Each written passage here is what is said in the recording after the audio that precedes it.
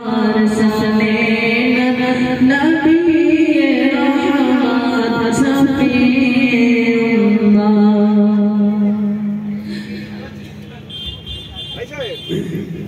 1.5 বছরের বাচ্চা হারিয়ে গেছে, বাড়ি থেকে বেরিয়ে এসে কিছু বাচ্চা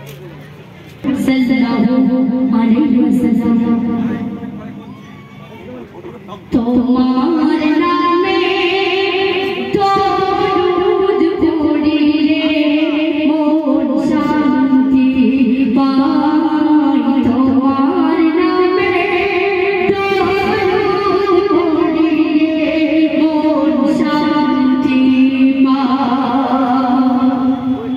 তোমার